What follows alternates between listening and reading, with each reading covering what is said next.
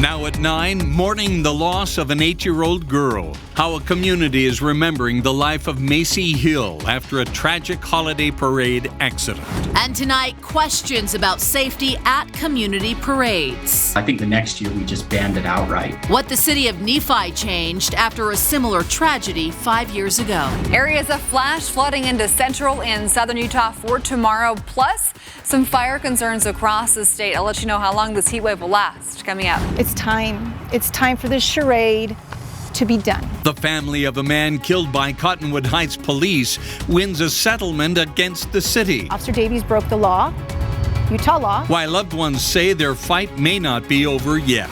Fireworks and air quality. After a night of celebrations, how did Utah's air fare? You might be surprised. Live from Utah's news leader, Fox 13 News at 9 starts right now. Tonight, communities across Utah grieving the death of 8-year-old Macy Hill. She died after being run over by a vehicle while dancing in the city's 4th of July parade yesterday. Her friends and family gathered tonight at her cheer studio for a prayer vigil. Fox 13 News reporter Emily Tenser is there now. Emily.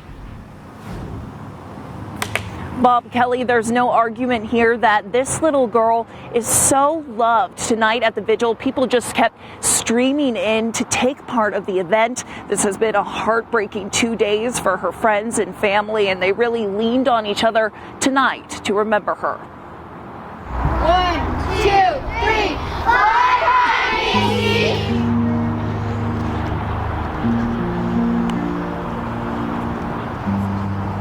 In the parking lot of the Patriot Cheer All-Stars facility, Macy Hill's family, friends, and loved ones wore pink, her favorite color, in honor of the little girl. Ryan Dopp, the family's bishop, says it made perfect sense to host the vigil here because this is what she loved to do. She was a bright light with a strong spirit and loved performing and dancing. Her instructors say she was a hard worker with a lot of love for the sport and her teammates. She would have done anything for any one of you girls here. I've had the privilege of doing weekly lessons with Macy for the past year. And when I tell you that she would take any correction wholeheartedly and try her hardest. What we have observed is a community coming together, a community showing love and support for one another and recognizing that individuals and that our children and those that we're around are what is important in our lives, and that's a great testament to a little 8-year-old girl that can bring a community together like this.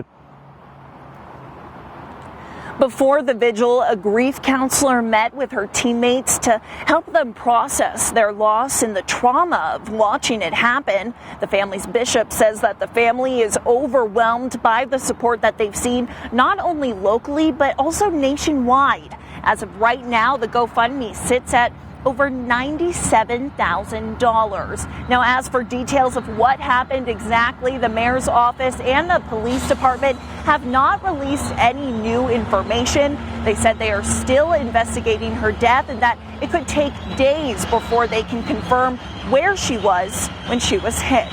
Reporting in Kaysville, Emily Tenser, Fox 13 News, Utah. Emily, thank you so much. Many in the community have offered support, love, and signs of tribute for little Macy Hill. At the scene of the accident, people placed flowers, stuffed animals, and flags there at the site. We spoke with some of the children today about why it was important for them to visit the memorial. We were at a parade and we just heard that she got ran over. Is it sad? Just to honor her and how I used to cheer with her. I just feel like a lot of people love her and they miss her. What does that make you feel? Happy. As Emily pointed out, Fox 13 News has reached out to Kaysville Police, the mayor, and the parade director about what happened to Macy and about how things may change for future parades. There was a case similar to Macy's in 2017 when Grace Eyre was killed during a parade in Nephi. The city administrator says they reviewed rules, regulations, and even whether to hold parades. That's just had us question, how do you do candy? Do you have candy at all? I think the next year we just banned it outright. Seth Atkinson with the City of Nephi says events like what happened to Grace Air leads to rules and regulations being reevaluated. All right, now we are tracking the potential for flash flooding in parts of southern Utah tonight. We've had windy weather, we've had hot weather, and the fire crews are looking for a little bit of a reprieve. Allison? Yeah, unfortunately, the type of rain that we're seeing right now is in an area that makes it difficult, especially for areas where we have had past fires. So flash flood warning until 12:30. This is for the Paria River. This is all south of Bryce, right between Kanab and Lake Powell. So this is for the Paria River and Cottonwood Creek. Remain alert for flooding even on locations not receiving rain. Campers and hikers just need to stay away from those streams and creeks because the drainage area is there and over towards Lake Powell. We've got a lot of flash flood warnings right now. Labyrinth Canyon and Glen Canyon, Antelope Creek, so upper and lower Antelope Canyons and Sand Wash, Waterholes Canyon and surrounding drainages, and Bitter Springs and Tanner Wash. So really active weather across southern Utah. In an area with not great cell phone service, always problematic. We have a lot of lightning across eastern Utah, and come tomorrow, some more chances for heavy rainfall near the Colorado border. I'll let you know what you can expect for fire concerns tomorrow coming up. The family of Zane James, a 19-year-old who died after a police shooting in Cottonwood Heights back in 2018, spoke tonight after a settlement was reached with the city. Fox 13 News anchor Brian Schnee spoke to James's mother tonight and joins us live from Cottonwood Heights City Hall. Brian, what did she have to say? Well, it's been 4 long years for this family, 4 years of fighting for the facts in this case, 4 years of fighting for justice. When Zane James's mother was asked tonight if she has any trust in her police department, she said no, 100% no. The family can never move forward for something like this. A recent settlement to the family of Zane James. The city says it's a business decision. It's kind of a cold way to look at life. It came from the city of Cottonwood Heights' insurance provider in the amount of $4 million. It's my understanding the settlement amount is the largest police misconduct settlement in Utah history, and I think that's important and meaningful. This all stems from the incident on May 29, 2018. James was suspected of robbing 2 grocery stores while armed with an airsoft gun. According to the Salt Lake County District Attorney's Office, James took off on a motorbike. Then Officer Casey Davies hit him with his police car. The officer shot at James after he thought he was reaching for a gun, which police later learned was fake. James was hit twice and died days later.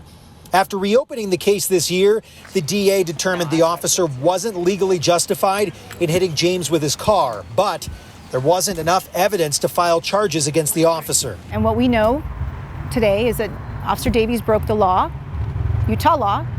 He also broke Cottonwood Heights policy, and he should be charged criminally for that. The family also believes the actions of the officer that day were premeditated, and they're still hoping for action to be taken. He still hasn't re-ruled on the shooting, and we've provided him all of the evidence, so he has that capability to do so. They'd also like to see others involved in some of the alleged incorrect reporting from the police department of the events that transpired that day held responsible. There is a way for this to be positive for everybody. I mean, we all know what's right and wrong. The city put out a statement last week acknowledging that no amount of money will be sufficient to alleviate the loss of life, but they hope the settlement brings closure for all parties involved. Closure the family says they don't have right now, largely because of the August 2020 protest in Cottonwood Heights that resulted in the arrest of family members. But if I step in the street with my family,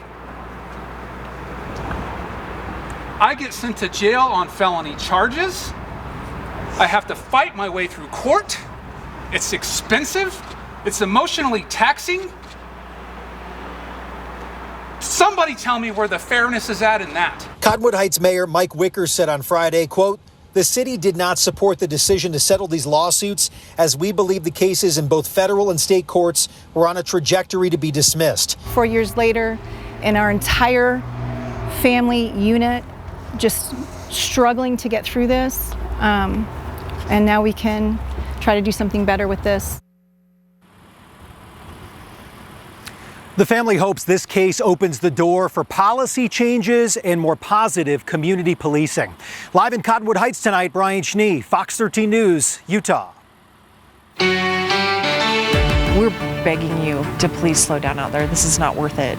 It's not worth you taking your life or you taking someone else's life. The numbers are in. How many speeders and drunk drivers were pulled over by Utah Highway Patrol troopers over the 4th of July holiday weekend? It's come a little bit sooner than we anticipated. It's hit a record low again. The Great Salt Lake continues to shrink, and it could dramatically alter northern Utah as we know it. Why advocates say it's not too late to save it. The Jazz officially announced their new head coach. We'll hear from Will Hardy on what traits he wants to see from his team. Well, this past holiday weekend, the Utah Highway Patrol investigated 7 deadly accidents. There were 2 deadly crashes just this morning.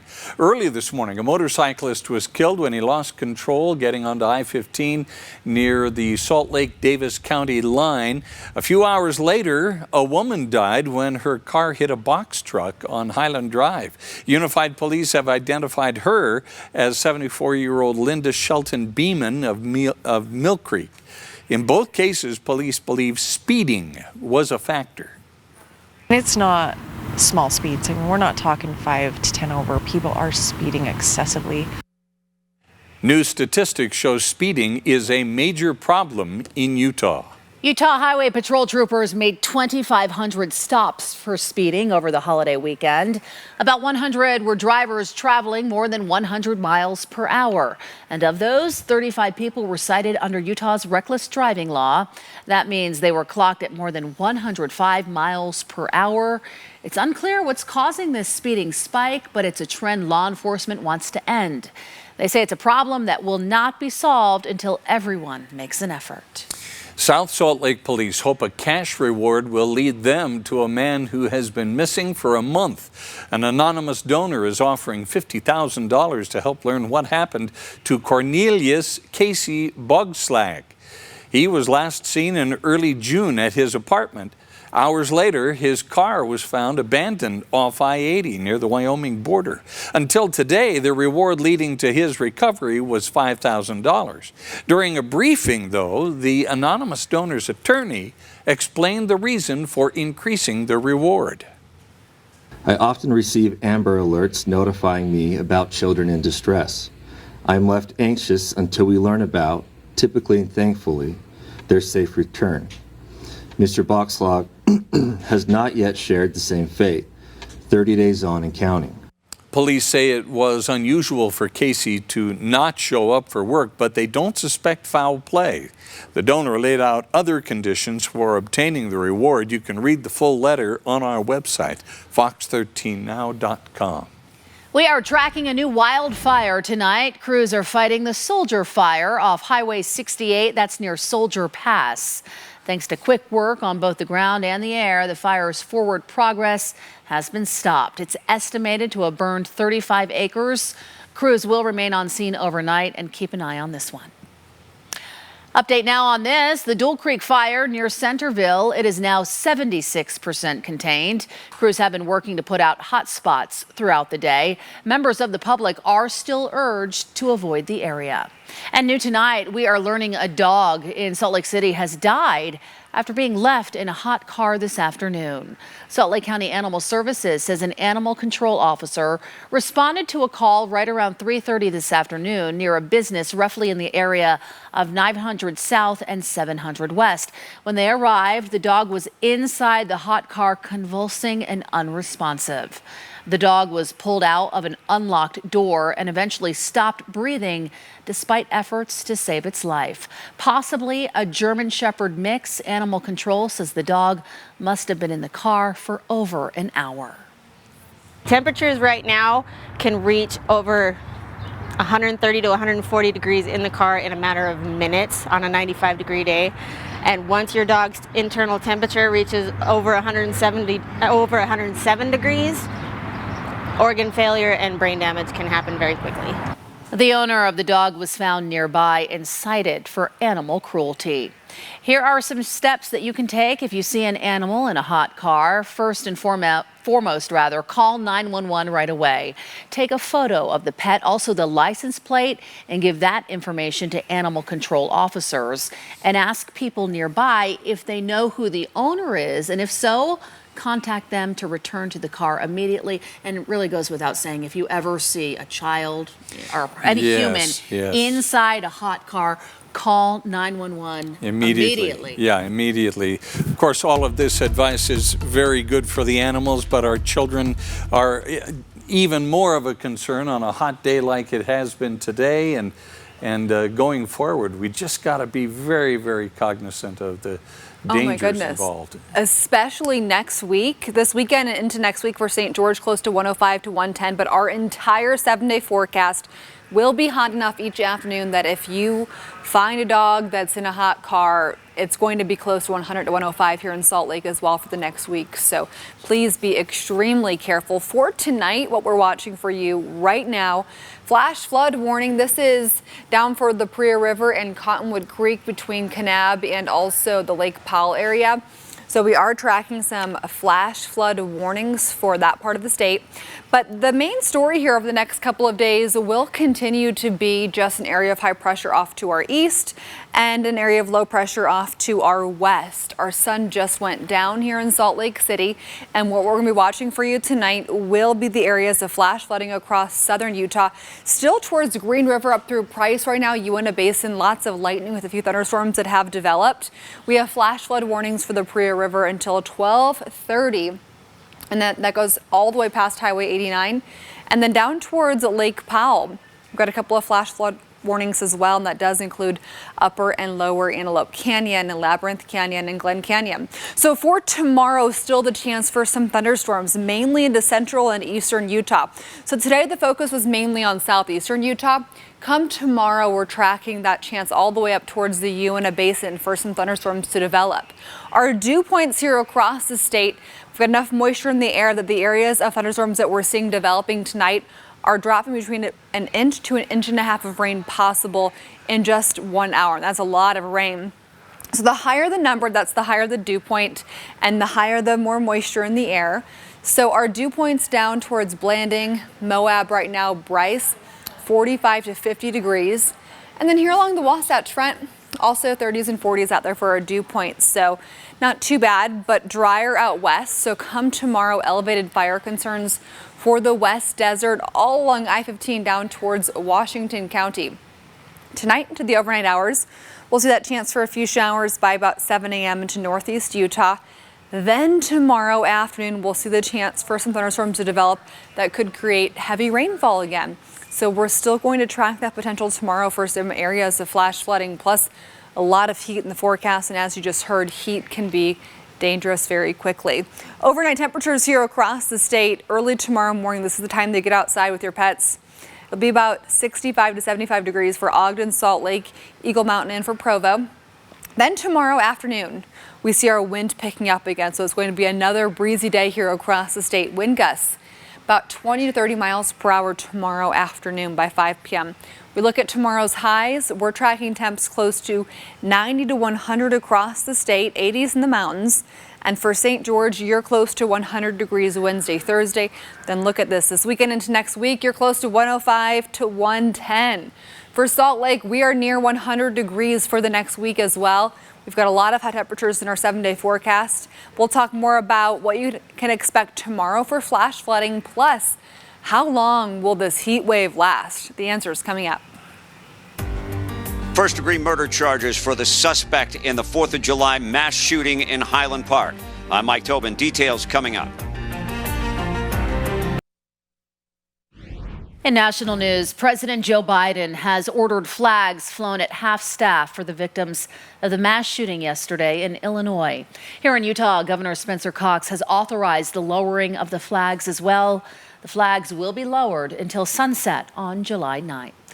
Authorities have filed charges today against the suspect in that shooting. Officials also confirmed that a 7th victim has died from injuries sustained in the attack. Fox's Mike Tobin picks up the story. Authorities in Illinois charging the suspect in Monday's shooting, 21-year-old Robert Crimo, with 7 counts of first-degree murder and asking a judge to hold him without bail. The state attorney says dozens more charges are expected. Police also revealing Tuesday that they had previous run-ins with Crimo in 2019. A family member reported that Crimo said he was going to kill everyone, and Crimo had a collection of knives. The police responded to his residence.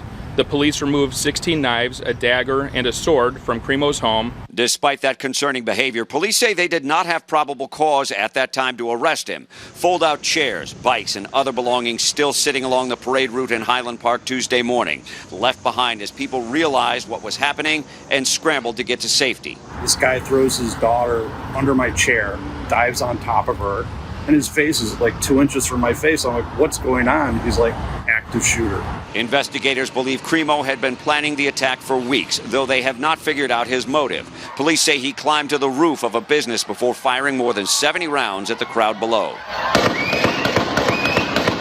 Then he allegedly blended in with the crowd fleeing the scene, wearing a wig and a dress to conceal his identity. America's latest mass shooting happening on the same day people celebrated its founding and ideals, reigniting the conversation about what can be done to prevent these tragedies.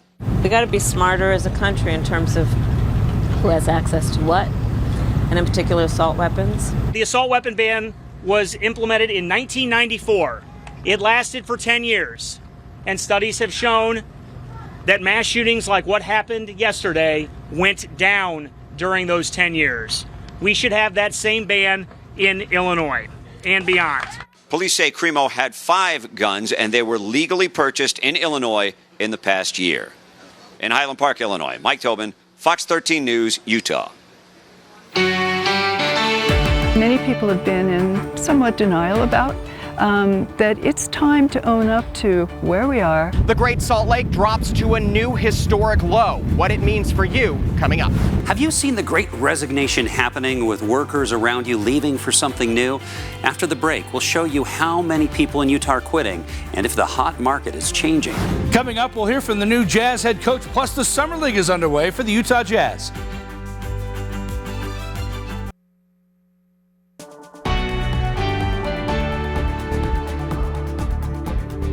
We aren't surprised. However, it is troubling, and it should elevate our sense of urgency. The level of the Great Salt Lake has dropped to a new historic low.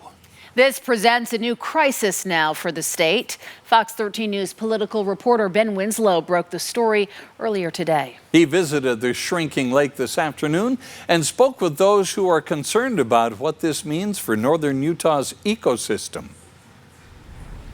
You can see all around me the shrinking Great Salt Lake. It's now dropped to its lowest point ever since they first started measuring it back in 1847. We've reached the new historic low earlier, and it's only going to go down from here. The Great Salt Lake has dropped to its new record low of 4,190.1 feet. It's been declining for years. State officials and environmentalists have been expecting this new low. It's come a little bit sooner than we anticipated. It just shows the broader issue with the drought, with the changing climate, with the consumption that we're seeing, and the demand for the water in the state of Utah. It's indicative of Great Salt Lake. At Saltair, tourists were stunned. A few years ago, I saw the water. The water was very close of this building and beach. First time I see that in the lake is not many water. The declining lake presents an environmental crisis for the state. The exposed lake bed has toxins in it. As the wind blows, we're seeing more dusty days. As the lake declines, we're seeing less snowpack. The Great Salt Lake also pumps billions into the local economy through industry, and it's a valuable refuge for migratory birds and other wildlife. Many people have been in somewhat denial about that it's time to own up to where we are. But Linda Freitas with the environmental group Friends of Great Salt Lake says it's not too late to turn things around. We are not at a place where we just throw up our hands and say, well, there's nothing we can do. there's a lot we can do. And I think we need to recognize that, and we all need to step up and collectively make it happen. The Utah State Legislature funded over $500 million for water conservation measures, including $40 million just to get water into the Great Salt Lake. Funding for those projects just went into effect. It's going to make a huge difference.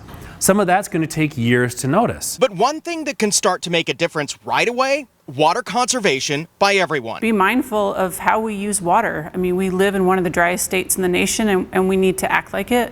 We need to continue to save water.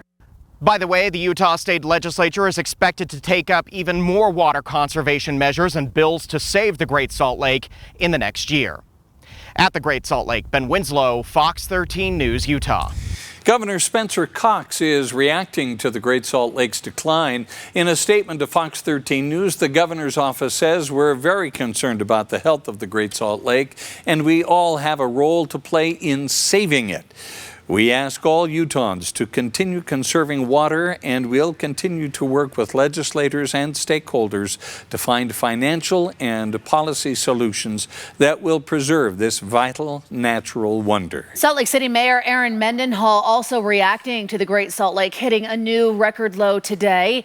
In a statement to Fox 13 News, the mayor says, quote, "This unique and beloved resource is vital to our area. As it continues to shrink rapidly, the Wasatch Front and the state as a whole are faced with serious ecological and economic challenges."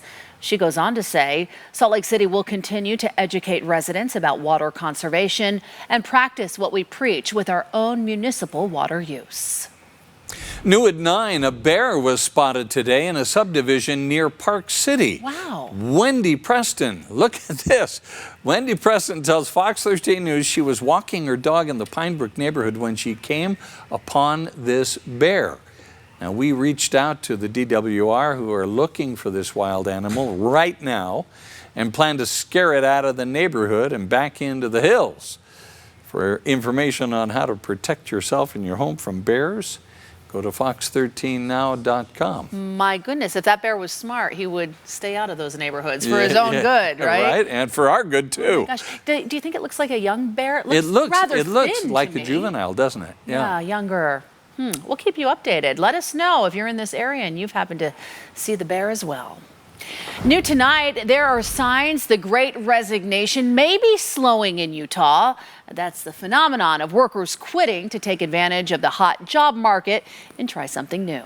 In Utah, the rate of job openings fell almost 1% from March to April, and fewer people in Utah quit their jobs that same month. Fox 13 News anchor Max Roth takes an in-depth look at how Utah stands out while seemingly standing still. At work, has it felt like colleagues are leaving at a pace that can feel jarring? Well, there is a monthly number that shows you're not going crazy about that. It's the Job Openings and Labor Turnover Summary, JOLT, JOLT. And sometimes it does pack a punch. Say this is where you work in Utah. If there are 100 employees inside, statistics say an average of 4 of them quit in March. In April, it would have been 3 out of 100 co-workers. It's really a drop of a bit more than 1%, and our neighbors in Wyoming and Arizona came close to the same slide. Now, it could simply be another side to the same coin. Utah jumped exactly the same percentage in the previous month, from February to March. So while a massive nation looks slow and steady, a 2.8 to 2.9% national rate contains dynamic local economies that jump up and down, Utah prime among them. Over 3 months going from 2.9 to 2.9, with a quitting spree up to 4.0 in March. Quitting is one of 2 causes of separation from a workplace. The other is layoffs and firings, and Utah is in the middle of the pack in that category. A study of Fortune 500 companies from MIT looked for the feelings most likely leading to quitting, and at the top of the list, it's not money, it's a toxic corporate culture.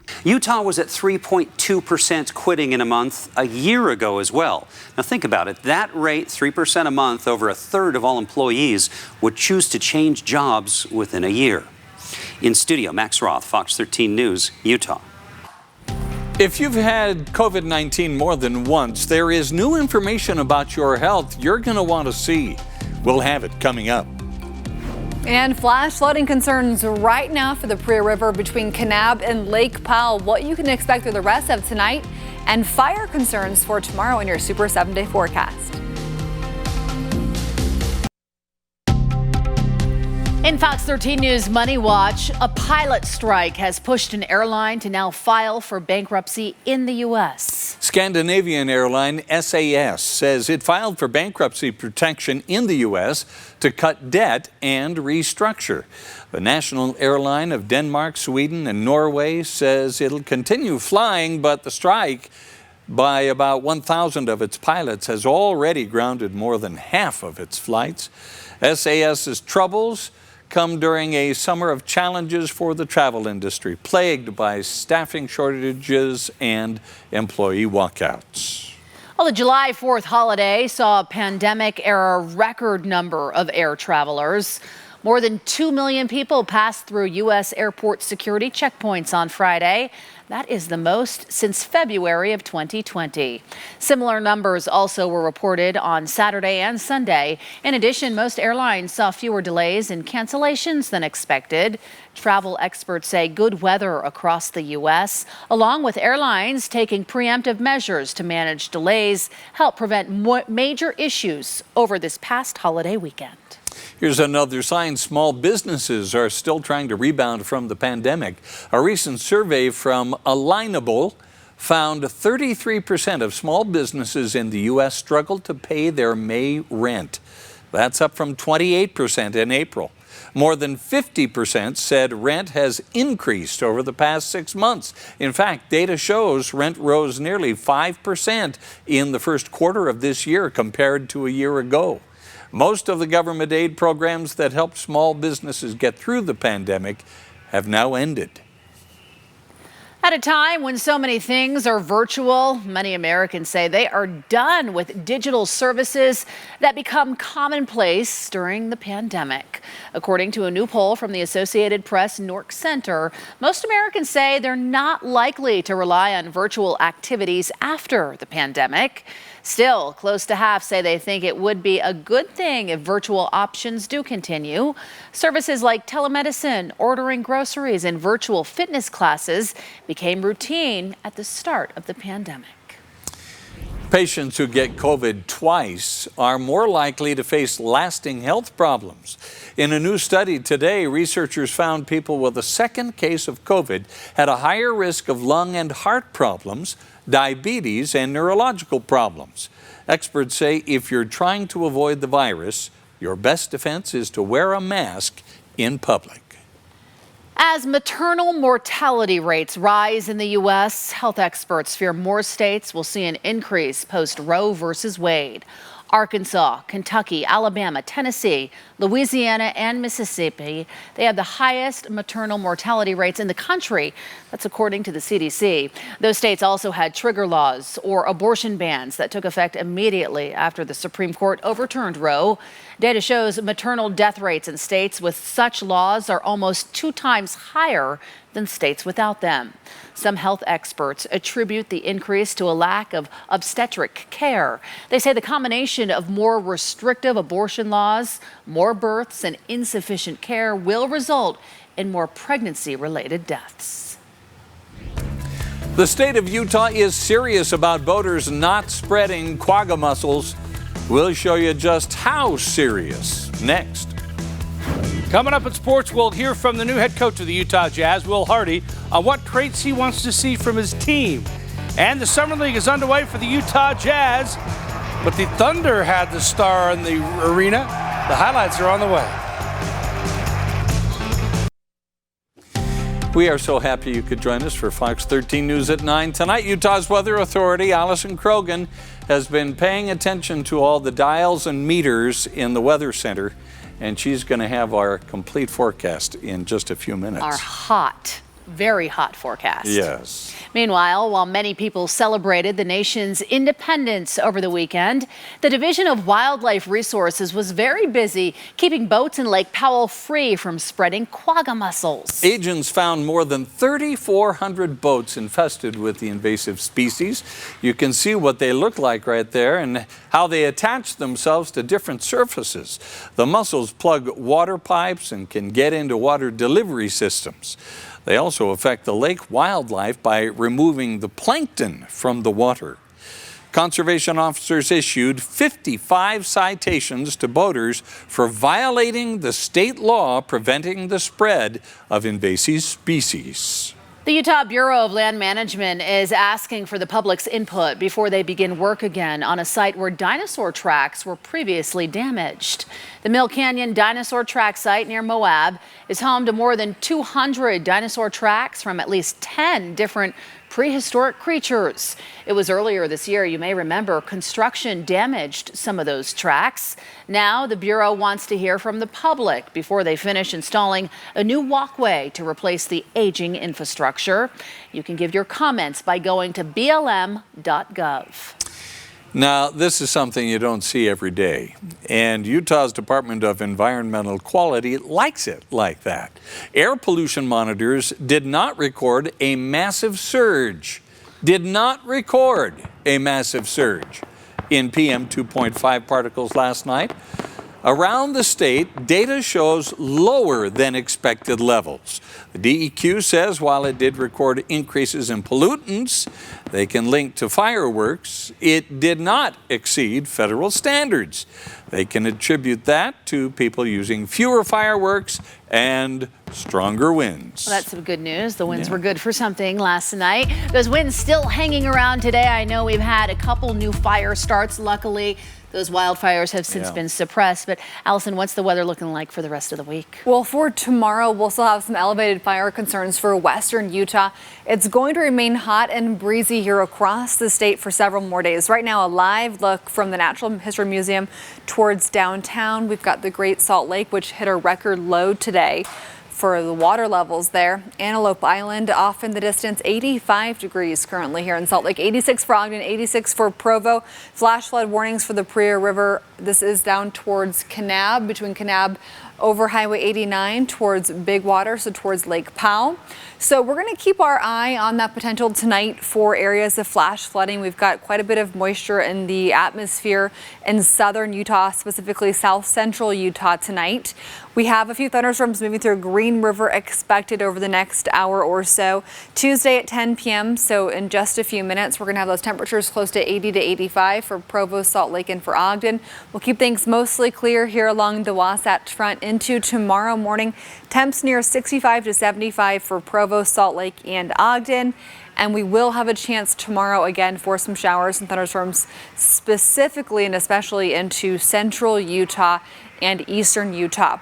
So come tomorrow at 5 p.m. near 90 to 100 across the state. Our flash flood potential is possible for Arches, Canyonlands, Capitol Reef, Natural Bridges, Grand Gulch, and the San Rafael Swell. For St. George, you're near 100 degrees the next couple of days. Then you're closer to 105 Saturday, Sunday, Monday, and Tuesday next week. Here in Salt Lake tomorrow, 97 degrees for a high with sunshine. Let's go ahead in this super 7-day forecast, go a little more in depth for you. So speaking of the wind tomorrow, pausing this for 4 o'clock, wind gusts around 20 to 30 miles per hour across the state. By Thursday, 99 in Salt Lake, air quality moderate for Wednesday and Thursday with voluntary action. By Friday, our UV index bounces up to extreme. So over the next couple of days here in Salt Lake, UV index for Wednesday and Thursday will be very high. By Friday and Saturday, it's extreme. Hot weather continues. We stay windy the next couple of days, and we're going to want to stay weather aware for flash flooding potentials in central, southern, and eastern Utah tomorrow. By Saturday, we're looking at 102 here in Salt Lake City with mostly sunny sky. But we're mainly going to keep things dry here across the state for this upcoming weekend. Saturday afternoon, Sunday afternoon. Chance for a few showers into far southern Utah. Then we get beyond our 7-day forecast. Look at this. We're still close to 100 degrees for next Monday and Tuesday. I wanted to show you the temperature outlook for week 2. So this is after our 7-day forecast. This is the 13th of July through the 19th of July. We keep things hot here across Utah for week 2. So we'll have more of this hot weather on the way. The Will Hardy era is underway with the Utah Jazz. The 34-year-old's the youngest coach in the NBA, but after an extensive search, the Jazz feel they have the right man for the job. His introductory press conference today, Hardy stressed the importance of building relationships with the players and staff He also said what he wants his team to represent. Toughness, sacrifice, and passion are the three things that are most important to me. You know, I want our group to be deeply competitive, able to deal with adversity. I would like for everybody to recognize that this is bigger than them individually, and everybody's going to have to get out of their comfort zone a little bit as we move forward. And then just the energy that this takes every single day from everybody if you want to be successful. The willingness to learn and grow every day is always going to be very important to us. We interviewed a lot of people, and I think that the competition was pretty good. There's a lot of really good candidates out there, and I appreciate the time that they gave us. But it was a resounding success in that we found Will through this process. It was a unifying process for this organization. We couldn't be more excited from an ownership group. I know Dwayne, myself, and where we landed, it was unanimous. Coach Hardy had a courtside seat to watch the Jazz play their first game in the Salt Lake City Summer League against Oklahoma City. The Thunder have some good young talent. Chet Holmgren, the #2 overall pick from Gonzaga, throws it down. Jazz struggled early, but they picked it up. Caleb Holmesley knocks down the corner three. He had 12 points. Then it's Jordan Usher. Works his way down low. Nice bucket there, but Holmgren and the Thunder too much. How about this three? He had 23 points. The Thunder won it 98-77. Conference realignment in college sports continues. The future of Utah athletics still up in the air. CBS reported that the Big 12 is in deep discussions to add up to 6 Pac-12 schools, including Utah and USC, after USC and UCLA announced they were headed to the Big 10 Conference. But the Pac-12 is also working hard to keep their 10 remaining schools together. The Pac-12 announced today that it would immediately begin negotiations for its media rights contract that expires in 2024. Doesn't seem to be the ideal time to negotiate with the loss of the Los Angeles television market and with reports of other Pac-12 schools leaving. But the Salt Lake Tribune reported a high-level Utah source said the Pac-12 remains tethered together for now, and Utah remains committed to the conference. And if, of course, if BYU did go to the Big 12, Utah did go to the Big 12, they joined BYU, who joins the conference in 2023. Right. Wouldn't that be great to have them back in the same conference? Playing each other again. So much is still up in the air. The guy who was from CBS who reported the Big 12 move for Utah also said now the ACC and Pac-12 could be partners. Who knows? Gosh, so many changes. Yeah. What off season, right? Thanks, Jeff. We'll be right back. As always, thanks for watching. QuickCast is next.